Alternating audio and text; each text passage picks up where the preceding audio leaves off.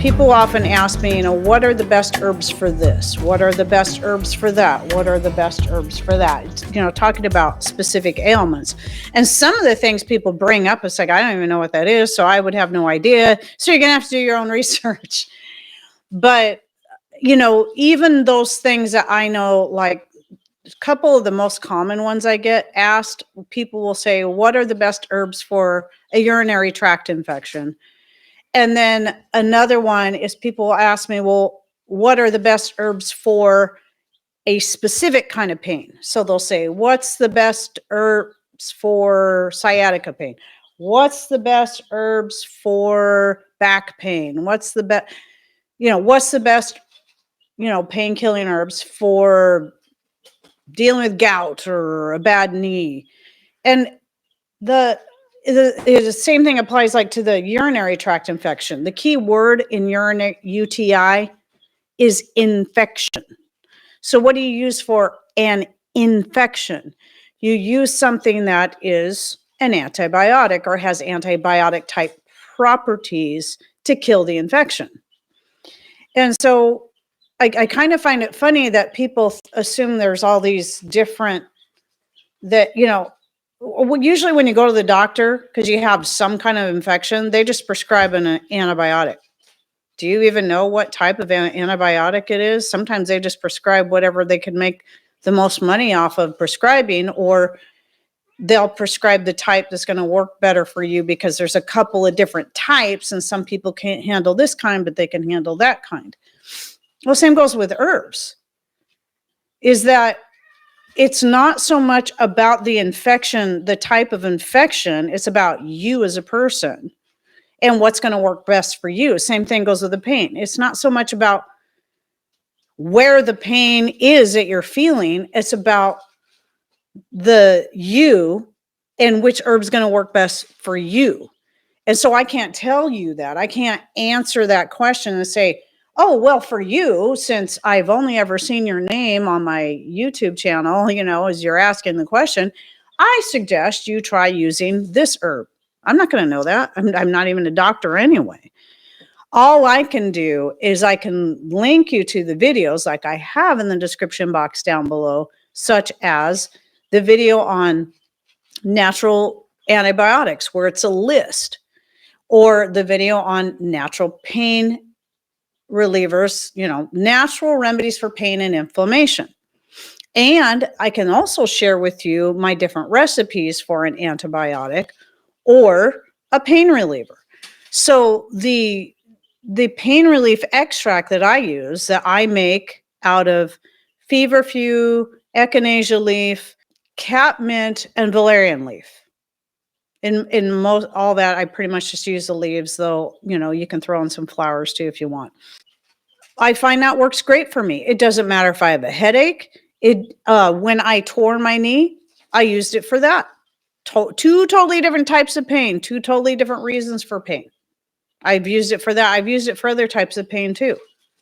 And in most cases, it works great. I know you guys that have been loyal followers have heard me say this only 50 billion times. Obviously, I'm using hyperbole, but it probably feels like that to some of you. But I have to keep saying it to either remind people or to let new people know that you can't assume that there's one perfect herb that's perfect for everybody. It should all be very much tailor-made. I can only make recommendations, which is why in the first place I started making those lists of natural whatever, herbs to help with diabetes, high cholesterol, for skin health, for hair health, for menopause, for thyroid health, and so on. It's why I started putting together lists, because as I started to become more and more aware that just because feverfew works really great for me, or this or that works really, or nasturtium works really great for us as a natural antibiotic, it's not going to work for everyone. Or like in the case of the nasturtium leaf, people who can't grow a garden, don't have a garden, or can't grow nasturtium, They don't have easy access to nasturtium leaf because it's not one of those things that you can just go to Frontier Co-op or Azure Standard or Anthony's Goods or any other herbal place and find dried nasturtium leaf to make an antibiotic extract. However, everybody has access easily to organic rosemary or thyme or ginger, most everybody. Okay. And a lot of people already grow rosemary and thyme and oregano. And these are all great antibiotics as well. Garlic. So I just want to remind everyone of that. And like I said, I do have some of those videos linked in the description box. I've even done videos on things that like liver health, lung health, natural healing for Lyme's disease, even though I have no experience in that at all. I simply did some research and started compiling that information together so people have at least a starting point. Because I know when you first start researching stuff for yourself and you're like, I don't even know how to start. I totally get it. And as I've shared before, that the reason I had an easier time getting into the research for health and herbs and so on is because I had already had a lot of practice over the years of trying to figure out how to research other types of things. When I would design the costumes for my dance shows, I know what I want. And I know that when it came to the leotard base, the leotard is the one piece. It could be a long sleeve, it could be sleeveless, it could be short sleeve.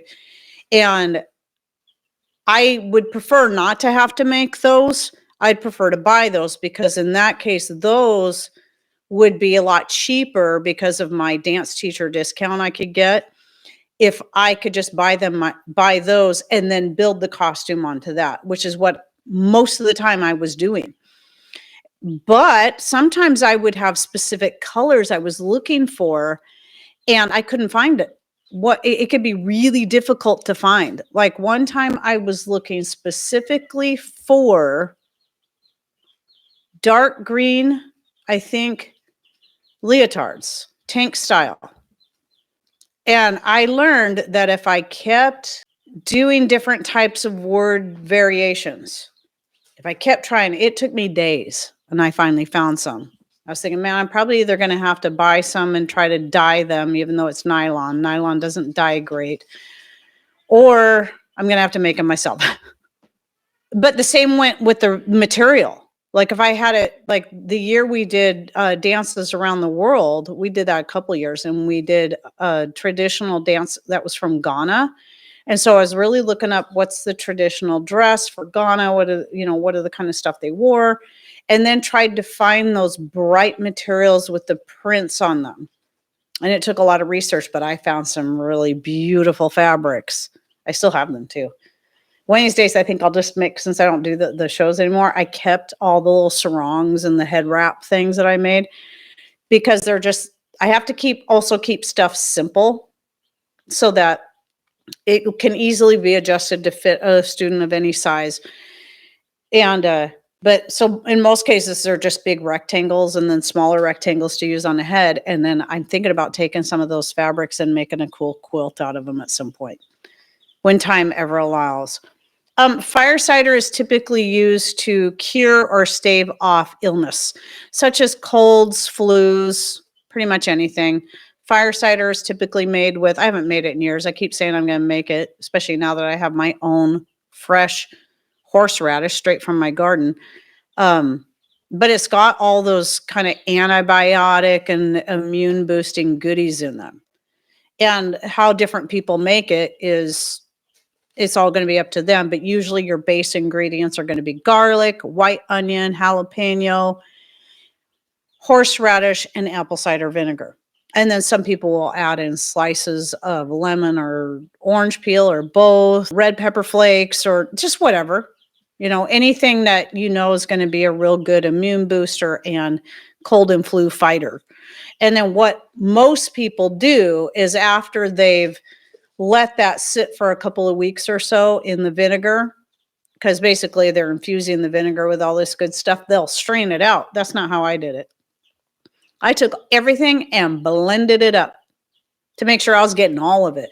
And I'd eat it with a spoon. It was kind of like just a thick, I don't really know how to describe it. I guess kind of like, no, it's more coarse than like a horseradish paste, but it's kind of like that. I just eat it by the spoonful. I just haven't made it in a long time. One of these days I'll remember.